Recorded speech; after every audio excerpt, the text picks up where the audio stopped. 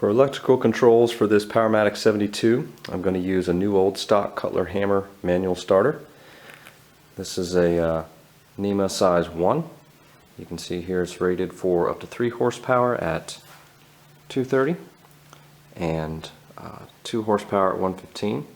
So it's the first time this box is opened. Based on the box, looks like this is from the 70s, early 70s, so that's perfect era, period correct for this time period. And it's probably the first time this box has been opened, so let's see what we got in here. Alright, Cutler hammer. Alright, so out of the box, and we'll take the cover off. Alright, all of our diagrams are there. Boy, this has really never been opened. 1972, never been opened. Instruction manual for removing the starter from the enclosure for different applications. Cardboard still there. And so with these manual starters that are designed for single phase, this Cutler hammer model just takes one heater right here that I'll properly size based on the Baldor 3 horsepower motor that I'm getting for this Powermatic 72. So this will be great. Period correct, new old stock. That'll look good with the green and red of the Powermatic and the black accents that I'm going to do on the hand wheels. So, good deal. The motor has arrived for the Powermatic 72.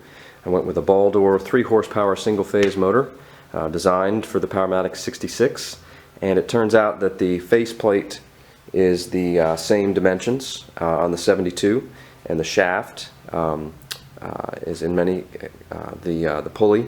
The diameter of the hole for the shaft that I have is the same as this one. They offered, during the era that my Powermatic 72 is from, they offered the saw with a motor, a 3 horsepower single phase motor with a frame size of 145 TC.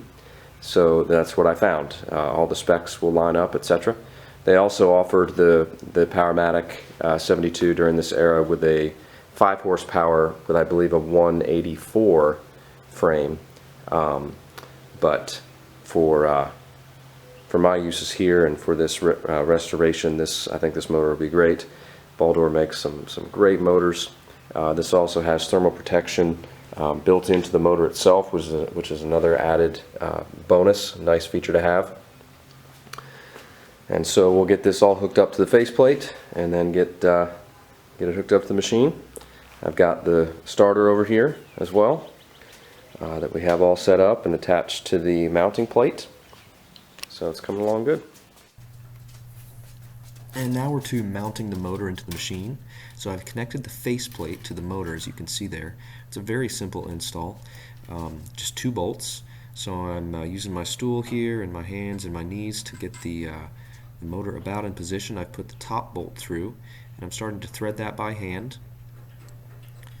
And then once that catches, then the motor will just hang there because that faceplate and gravity and obviously the bolt, and then I'll hand thread the lower one, and then once that's done, I'll put the belts on.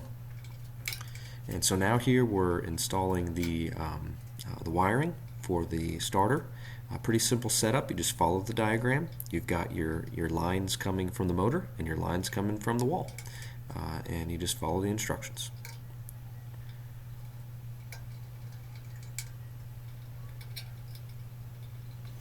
Okay, so the wiring for the Powermatic 72 is coming along. This is a Cutler hammer manual starter that's rated for 3 horsepower at 220 volt single phase or 2 horsepower at 115 volt. We're running this Baldor 3 horsepower motor at 240. It's just a 240 volt motor, not a dual voltage, and pulls 15 amps. So on these single phase manual starters, there's going to be a heater coil that goes right here. I've ordered it up based on the specs on the inside of the cover, and so I'm waiting for that to get here. And so I've got L1 and L2, T1 and T2, and then I've got my grounds all connected together and connected to the frame. And so we'll put the cover back on and should be good to go. And now we're putting the cover back on. Just a couple simple things to line up, tighten the screw, and it'll be good to go.